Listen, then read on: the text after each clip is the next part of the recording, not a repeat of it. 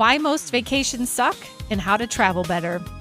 Have you ever spent thousands of dollars on a vacation just to come home needing another vacation? Because somewhere along the way, travel became stressful. Airport chaos, overpacked itineraries, matching t-shirts, a family argument in the TSA line before 6 a.m., and somehow we accepted this as normal. I'm Samantha, and this show is here to help you travel smarter, vacation harder, avoid tourist traps, and actually enjoy your vacation again. Welcome to the very first episode of Talk Travel with Samantha, sponsored by Fabulous Adventures Travel. This show will be your weekly escape from boring vacations and a little bit of chaos, I'm going to be honest. Let's talk about travel red flags. All right. Sometimes they're hard to see, and everyone has the best intention of going and being like, I want to see everything. I want to go on everything if you're going on a theme park vacation. I want to visit every landmark, every popular place. That is what everyone's intentions are. You spend a ton of money and you think to yourself, I'm going to see it all. I don't really care. I'm going to see it all. But the problem with that is that's a red flag. If your vacation itinerary looks like a military operation, you're doing too much. I promise you this. Because vacations should have some sort of relaxing and some wandering. Oh my goodness, the amount of wandering is like, I wouldn't say that I'm like queen of wander because that's not the case at all in any way, shape, or form. But I like to do it. I like to have time where I'm like, okay, I'm in this city. Let me just wander around because now I found this little, coffee shop where they have the best hot chocolate on the planet. Or I find this little shop that you have no idea that it's there. It's like a little market and it's got, cheese and bread and fresh fish that obviously there's nothing I can do with because I don't have a kitchen. But you still go and see how the locals live, which is so cool. But you want to make sure that you do not overdo everything and have to see everything. This is my biggest thing that I tell my clients. I always say to them, don't try to see everything. Listen, if you're going to Rome, you're going to want to see everything because trust me when I tell you this, you ain't going back after you see everything. You're going to be like, yep, check that off. Never need to go back there again. So I understand that. However, if you miss something, not that big of a deal because you're going to see something even cooler with your wandering. So what I'm trying to say is wander. Make sure that you go out there and you just see the random sunset that you had no idea you were going to see. Happen upon the cafe that has the best hot chocolate on the planet. Talk to the local that you didn't know you were going to have this amazing conversation. Make sure you're not trying to see everything and your vacations are over planned. That's where I'm going with that red flag. The next one is vacationing for Instagram. Vacationing for Instagram is going to kill you. So leave that to the influencers. Go off the beaten path. What I'm trying to say is don't choose Mykonos, choose Corfu. Don't choose Santorini, choose Cephalonia. And we're going to talk about Cephalonia a little bit later here. So don't just go on Instagram and be like, oh my gosh, that place looks so cool because there's a flying red dress there. You can do that anywhere, first of all. But second, it's so packed. I can't even begin to tell you how packed Santorini is. But the other places, the off the beaten path places are just as good and you will get even more culture, even more local influence. You will have the best time. There'll be less people. I promise you that. And it'll be definitely something to remember. And you're going to come home, first of all, and be like the king of the place when you're like, hey, I didn't go to Santorini. They're going to be like, what? You didn't go to Santorini? No, I didn't. You know where I went? I went to Corfu. They'll be like, I've never even heard of Corfu. Great. You know where else I went? Cephalonia. What? What is Cephalonia? Well, guess what I saw in Cephalonia? The coolest place ever. So those are the places that you want to go. Off the beaten path. Don't follow Instagram. It'll kill you. I promise. Tourist trap restaurants. You want to make sure, do not go to these things. The food isn't even that good. It's terrible. And plus, you're going to be waiting forever. Talk to a local. Figure out where the heck to go. Or, see where maybe it looks like all the locals are hanging out. That's how I do it. I just randomly walk up and I'm like, hey, is this a good place? I ask people all the time. I'm like, wait, is this good? I don't know. And it's usually great. So make sure that you don't fall for the tourist trap restaurants. That is not what you want to do. So here's a little story that I want to say of when I did not follow the normal plan. And I went out on a whim. I was supposed to go to the Neuschwanstein Castle because I was in Vienna for a travel expo.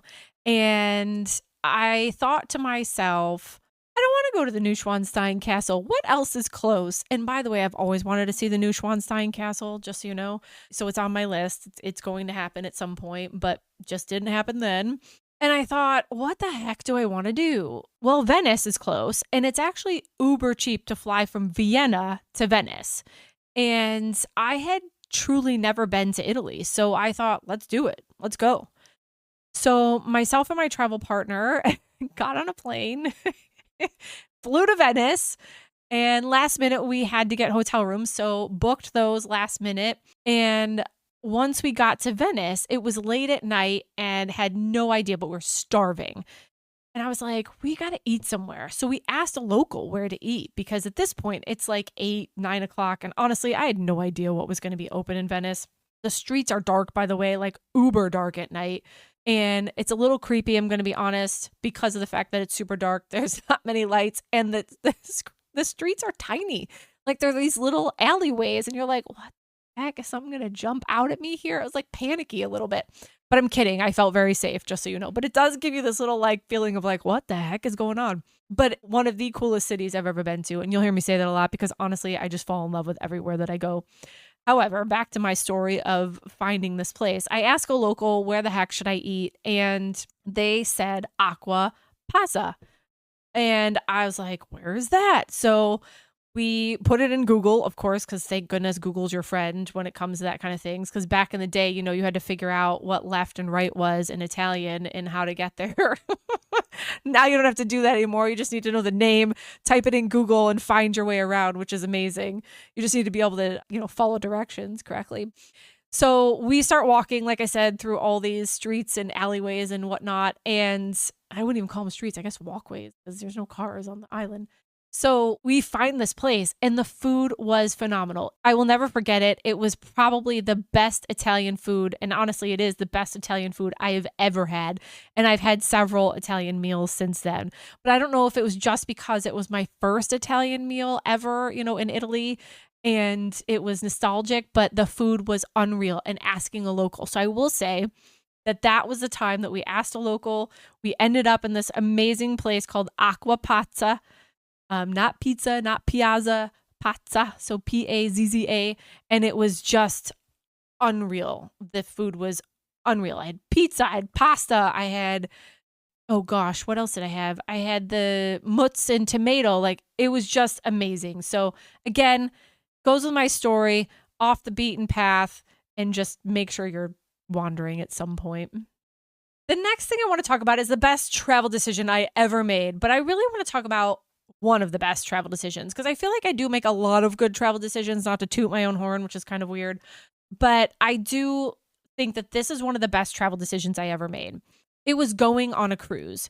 Some people are probably saying to themselves, oh, I'm never going to cruise. There's a lot of people. I mean, I feel like, I don't know what the ratio is. I probably can do some research on it, but there's a lot of people that wouldn't step foot on a cruise. They just wouldn't. That's just not their jam, which I completely understand. And I didn't step foot on a cruise until I was in my early mid-20s, actually. I won't tell you how old I am now because that's terrible. But so it was a while ago. Let's just put it that way.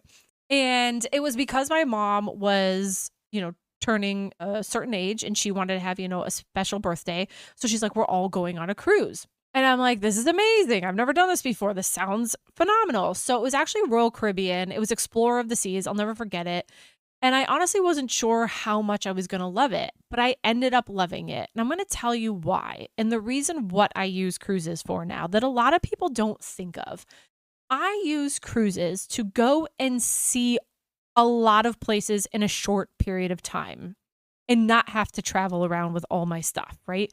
You get on the vessel takes you to all the places, your stuff is there for as long as you obviously have booked this vessel, right? The cruise, and then you get to see all these different places. Those are the reasons why I love cruising. I love cruising, especially over in Europe. It's one of my favorite ways to travel over there to kind of get a taste of the cities. So when you're over there, you're like, oh, I like this city. guess where I'm coming back to? And this is actually how I learned I absolutely love lesser known Greece islands, because I have gone to Mykonos and Santorini, and I can promise you I would go back, obviously, if I had to. Who's going to say no to that? But it's not on my list. But where I would go back to are places like Cephalonia, Corfu. Oh my goodness, the people that I met in Corfu, they're like family at this point. I can't wait to go back and experience Greek Orthodox and throw plates from the balcony. Yes, they throw plates from the balcony. Like, I cannot wait to go back and do that, because we've made such good friends with people there. And again, all of that was on a cruise. So it's on my list to go back and totally do again. But the thing that I love about cruising is that it brings you to these places. You get a little taste, just enough to say to yourself, I gotta go back there, because that's phenomenal. So I say one of the best decisions I've ever made is to start cruising, basically. And I know that's a weird, and trust me, there's plenty of best decisions I made while I was traveling. But I think that this, if the question had come up, if I was being interviewed by someone really cool, I would totally say that, because I just think that it's such a great way to travel and see so many different places. So let's talk about travel hacks that actually matter. These are not your generic TikTok hacks. These are better, because let's be honest, they help. So let's talk about the first one, which a lot of people don't realize is called shoulder season. Oh, what the heck is that? No, it's not a sports term. It's not like frozen shoulder, which is what the heck I'm dealing with right now. It's the travel industry's best kept secret. What per se is this? Shoulder season is the sweet spot. The sweet spot to travel in between peak season and off season. It's the period right before or after the busiest travel months. So what I'm trying to say is, you're not going to Italy in the summer. Because you know why? That is peak season. And nobody wants to go to Italy in peak season. I know that people have to go to Italy in peak season because they may have children that are in school and they can't go, during the other times. But obviously, I am not in charge of your kids, but I would say take them out of school. Just go during the shoulder season. So peak season will mean high prices, bigger crowds, best weather, right? Except sometimes peak season will not be just best weather. It'll be hottest weather ever. So you do not want the hottest weather ever. Off season, of course, is going to be cheapest prices, lowest crowds, and the weather and closures can be different, right? You're going to experience closures from the weather not being the greatest, and the weather could be cold depending on where you're going. Shoulder season is the magical middle ground where it's amazing. And it's like, how did I get here? This is amazing. That's why experienced travelers call it elite. It's the elite shoulder season. So here's some examples for you. Europe in April and May, or September and October. So I've done Europe in September and October, and I promise you, you will love it. You will absolutely love it, and you'll never want to go back in the summer ever again. You may not be swimming, in the gorgeous crystal blue waters because it might be a little bit colder, but if you want to do that, you sure can. But you're going to experience less crowds. You're going to experience better weather where you're not sweating. You're going to experience all of those things that you're like, oh, this is so much better. It's going to be a little cheaper, right? Caribbean cruises in late April, early December, or January, parts of January are the times that you want to do Caribbean cruising. So that's where you're going to get your sweet spot again. Remember, your shoulder season for Caribbean cruises is going to be late April, early December, and parts of January. So it's funny, as a travel agent, I never realized how many people travel that first week of January, and they actually cruise. It's a lot of cruising that happens in that first week of January. I'm not talking about over New Year's Eve. I'm talking about like right after New Year's Eve. Everyone goes on a cruise. It's crazy. So when we say parts of January, that's why. Alaska, obviously you're going to want to go late May, early September. So I've actually done the early September and the weather was great, but they always say that the weather is much better during the summer months, obviously up there. And I know we live in the hub of theme parks, but for anyone that's listening outside of Orlando theme parks is in late January, early February, or mid-September. So why do people obsess over this? Obviously, I mentioned it. You have better prices, fewer crowds, and better service, and the weather is still good. Your weather is not going to be super hot or super cold just yet. It's just a great time. And who doesn't like a good fall or spring somewhere? You're also going to get a more authentic vibe because the restaurants are going to be less stressed with the amount of people. The city feels livable. You're not bumping into people. It's just such a better experience. So look for shoulder season. Think about shoulder season when you travel. Shoulder season is the travel industry's best kept secret, and it becomes very hard to willingly overpay for peak season again once you experience it. So here's another travel hack that I love. Fly nonstop. Yep, I said it. I know that people are super loyal to their airlines and, I've got this status on Delta. I'm a medallion status on Delta. I'm 1K on United. People that are super loyal, I get it. But let me tell you, the amount of stress and less time that you'll spend on a flight and enjoying the actual destination when you fly nonstop. It is literally my favorite way to travel. I had a friend of mine come up to me and they said, with all your traveling, how are you not 1K on United or I don't even know, Platinum Medallion, I'm going to make up a name, and Delta? I said, because I fly nonstop. I literally I will look. If I'm headed somewhere, I'm like, okay, Orlando to Athens. Who's flying that nonstop? Because I don't want to stop. I don't care. I don't care where it stops me. I don't want to stop. Too many things happen when you stop. You get added time, right? There's added time on your trip. Number 2, you could possibly miss your flight or have a connecting issue. That's not happening. And number 3, I gotta move I don't want to change planes. I want to get in, settle in, like my seat, put all my things in my places, and then get out and I'm there. I don't want to keep moving stuff around, taking my stuff out of the overhead bin, finding this. I want to be there. However, I understand people have their loyalties and I get that. But I'm telling you, travel hack 1001, the best one, is nonstop flights. They're worth paying for and they're totally worth doing it and just not doing your dedicated travel airline. I know, come at me. You can come at me, but I swear it's really the best. You will not regret it when you come back to me. But I know people get a lot of perks for their high statuses, so I understand. However, I'm a non-stopper and I totally stand by that. I stand by what I said. This last segment of my very first episode, I want to talk about where you should actually be going. Think of it as like this, not that. Do this, not that. Or, visit here, not there. So we all know I'm a fan of the off the beaten path sort of direction, sort of place, right? Do I want to see the popular stuff? Of course I do. But I also want to see places people wouldn't think of. So write this down. Go to Cephalonia, not Santorini. Are you gasping right now? Ooh, yeah, I said it. Don't go to Santorini. You're either gasping right now because everyone has said go to Santorini and see how amazing it is, because literally everybody goes to Santorini, or because you've been to Cephalonia and you know how amazing it is. So Cephalonia is for people who want Greece but not want to stand in line to look at Greece. It's unreal. It's just this sleepy little town. And I shouldn't use the word sleep because you're going to think it's boring, but it's for people who want Greece to feel romantic, relaxed, and a little undiscovered. It's for couples, food lovers, beach people, and travelers who would rather sip wine by the sea than elbow strangers for a sunset photo. That is 1000% how Cephalonia feels. It's luxury. The vibe is like it's luxury without trying. So think turquoise waters, sleepy harbor towns, linen clothes, long lunches, boat days, and zero urgency. It really is a chill sort of town. So we happened to visit Cephalonia on a cruise. We were on Celestial, the Heavenly itinerary. And by the way, if you've never been on this itinerary, you need the reason why it's called the Heavenly is because it truly is heavenly. Like, it's the coolest place. It visits the coolest places. Cephalonia was one of them.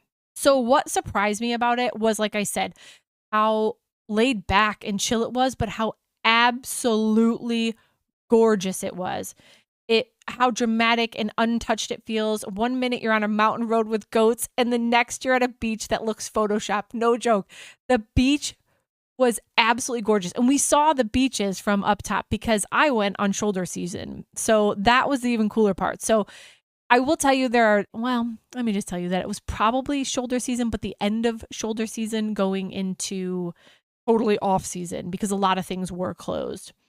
But the water is offensively blue. It's dramatically blue. It's absolutely gorgeous. And it's like nothing I've ever experienced before. And trust me, I've been everywhere. I've been to the Grand Turks. I've not been to the Maldives yet, but I've been to Grand Turk where the water is beautiful. I've been to the Bahamas where it's beautiful. I've been everywhere that the water is beautiful. This water was just gorgeous. And some of my favorite water, this is a total another subject, but is in Ibiza, which I know you're not supposed to say it like that, but that's how I say it in my American accent. So what people get wrong. People assume that it's boring because it's not flashy like Santorini or Mykonos. But Cephalonia isn't built for nightlife flexing. It's built for slowing down, swimming all day, eating absurdly fresh seafood, and accidentally staying out until midnight drinking wine at a harbor taverna with locals. This is my jam. What's overrated? Trying to cram the whole island into 2 days. So Cephalonia is not a checklist island. It rewards people who linger. So you need to go and just chill there. I'm telling you, I'm going back to this island. Remember I told you that I go on cruises to see what it's about? I am going back to this island and Corfu because both of them were on that itinerary, that heavenly itinerary. Also overrated is overplanning, which we've talked about, heels, and expecting beach clubs everywhere. Again, like I told you, it's super chill there. What's worth the money? So we actually rented a private driver with a tour guide. She was phenomenal. I cannot say more better things about it. She was just unreal. But we did go see the two things that are super popular there. And I'm probably going to butcher this wording, but it's the Droghrati Caves and Cephalonia Cave. So those are the two most popular things in Cephalonia. And I will tell you, the Cephalonia Cave was unreal. I have never seen anything like it, and I wanted to stay down there forever. You walk down into this hole in the ground, basically via, slanted walkway, and you end up getting on this little rowboat, and there's a crater in the ground above you that creates a sunlight that comes into this underground water cave, basically. And the sunlight creates this absolutely blue water, and the water is dripping from the vines that are hanging over the cave, and you take this rowboat into the cave even further, and then you turn around and come back out. It was like Phantom of the Opera, but better, because that's what it felt like in the caves, or because you're in a cave, rowing. That's what I think of. I'm a theater nerd at heart, but it was so unreal, and I cannot wait to go back. I didn't want to leave. The water was cold. You don't get in it. You can't, I don't know if you can swim in it. That's so funny. No one got in it. I didn't even ask if we could get in, but it was unreal, and I can't wait to go back. So those two things are very, very popular. But the other thing that's worth the money is a boat rental to go out and see all of the little tiny islands that are kind of around there with their off the beaten path, obviously beaches, because they're absolutely beautiful, a waterfront villa, the fresh seafood dinners, private beach excursions, and staying somewhere with a sunset terrace. This is the kind of island where paying extra for a view actually changes the experience. Best time to go, elite shoulder season, like we talked about earlier, is late May to early July, and perfect time to go is September. Warm water, fewer crowds, better prices, and less chaos. So rookie mistakes: don't stay near the airport. Not renting a car, underestimating the driving times. This island is fairly large, and there's a lot of mountainous driving, and you could get stuck in traffic during summer times. So make sure that you're knowing, how long it's going to take you to get there.